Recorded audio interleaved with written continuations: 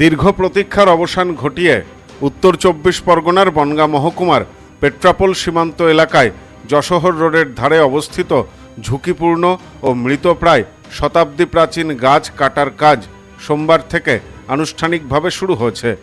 বহুদিন ধরে এই গাছগুলিকে ঘিরে স্থানীয় বাসিন্দা ও যাতায়াতকারী মানুষদের মধ্যে যে আতঙ্ক তৈরি হয়েছিল, অবশেষে সেই সমস্যার সমাধানের পথে প্রশাসন এগিয়ে আসায় এলাকা জুড়ে স্বস্তির পরিবেশ তৈরি হয়েছে।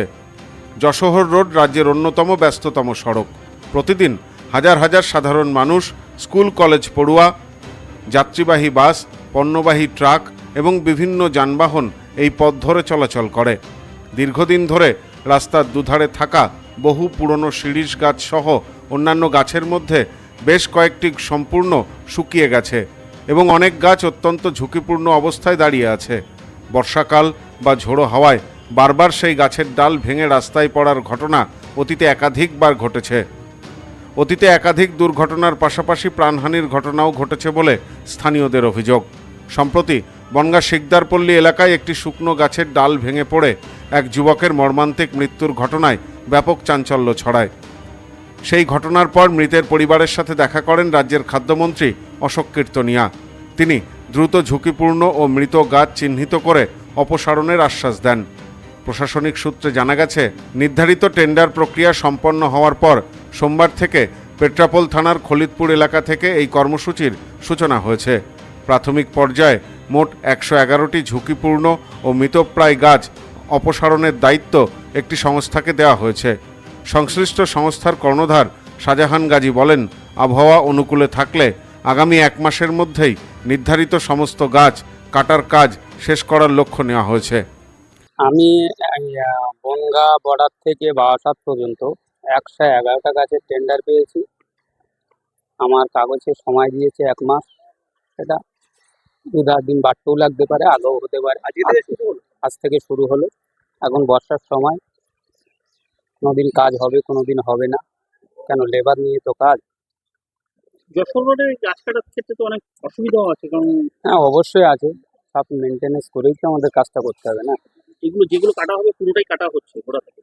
হ্যাঁ, গোড়া থেকেই কাটা হবে। মরা গাছগুলোই হ্যাঁ, মরা গাছ, জ্যান্ত গাছ হয়নি। মরা গাছই যেগুলো বিপজ্জনক হয়ে আছে সেই গাছগুলো গোড়া থেকে কাটা হবে। এখনো পর্যন্ত কটা গাছ কাটা হলো? আজ পর্যন্ত এখন 2টো গাছের ডাল মারা হলো। একটা গাছের গোড়া হয়তো আজকে পড়তে পারে, বৃষ্টি এসে গেছে, যার জন্য কাজটা এখন বন্ধ আছে। গাছ কাটার কাজ শুরু হওয়ায় খুশি স্থানীয় বাসিন্দা, ব্যবসায়ী এবং নিয়মিত যাতায়াতকারী মানুষ। স্থানীয় বাসিন্দা সুবীর পাল, মাধব দাস, আনন্দ বিশ্বাসদের বক্তব্য, এতদিন বিশেষ করে বর্ষাকালে এই রাস্তা দিয়ে চলাচল করতে রীতিমতো ভয় লাগতো। কখন কোন শুকনো ডাল বা গাছ ভেঙে পড়বে সেই আশঙ্কায় সবসময় ছিল। অনেকে নিজের চোখের সামনে দুর্ঘটনাও ঘটতে দেখেছেন বলে জানালেন। তাদের আশা, ঝুঁকিপূর্ণ গাছগুলি সরিয়ে ফেলা হলে ভবিষ্যতে বড় ধরনের দুর্ঘটনার আশঙ্কা অনেকটাই কমবে এবং সাধারণ মানুষ আরও নিরাপদে এই গুরুত্বপূর্ণ সড়ক ব্যবহার করতে পারবেন।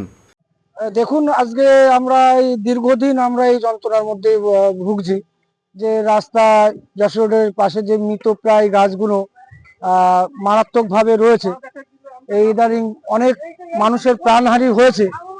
সরকারের প্রতি দৃষ্টি আকর্ষণ, সরকার অবশ্যই দৃষ্টি আকর্ষণ করেছে। আজকে যে গাছগুলো কাটা হচ্ছে, আমি সরকারের অবশ্যই ধন্যবাদ জানাবো। আর এই সাধারণ গরিব মানুষ যারা রাস্তার পাড়েই থাকে বা ওই ঝুপড়ি করে বসতি করে যারা রাস্তার পাড়ে দিন যাপন করে, তাদের ক্ষেত্রে একটু নিরাপদ জায়গা হবে। গাছ কাটা যথেষ্টই দরকার আছে। যে পরিস্থিতি, যে গাছের দুই পায়ে দিয়ে রাস্তা, সেই রাস্তা দিয়ে যে পরিমাণ মানুষজন চলে, গাড়ি চলে, তাতে করে শুকনো গাছ ইমিডিয়েটলি কাটা দরকার।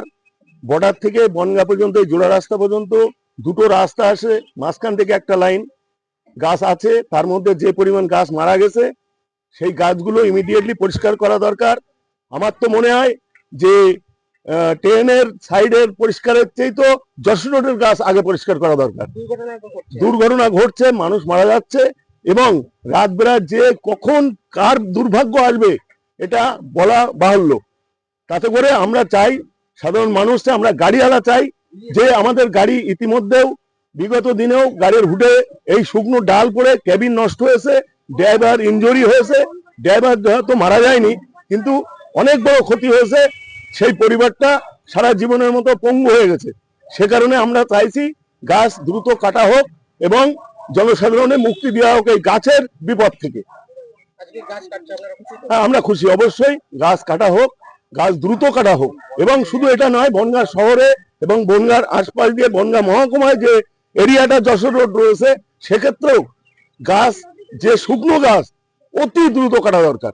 প্রশাসনের এই উদ্যোগকে স্বাগত জানিয়ে স্থানীয়দের দাবি, শুধু গাছ কেটে দায়িত্ব শেষ করলেই হবে না, ভবিষ্যতে নিয়মিতভাবে গাছের স্বাস্থ্য পরীক্ষা, শুকনো ডাল ছাঁটাই এবং প্রয়োজনে নতুন গাছ রোপণের ব্যবস্থা করা উচিত। তবেই যশোহর রোডের ঐতিহ্য বজায় থাকবে, পাশাপাশি মানুষের নিরাপত্তাও নিশ্চিত হবে। সোমনাথ মজুমদারের report, news no man's land, Bongaon. Sampriti guest house hotel and restaurant, সমস্ত আধুনিক সুবিধাযুক্ত AC double bedroom, standard double bedroom, twin bedroom, deluxe double bedroom. আমাদের হোটেলেই রয়েছে বাঙালির খাবার সহ মাল্টি কুইজিন রেস্টুরেন্ট। শহরের মধ্যে অথচ সম্পূর্ণ নিরাপদ পরিবেশে থাকা খাওয়ার একমাত্র ঠিকানা Sampriti guest house hotel and restaurant, Chakdah road, টবাজার, বনগাঁ। ফোন 03215257603।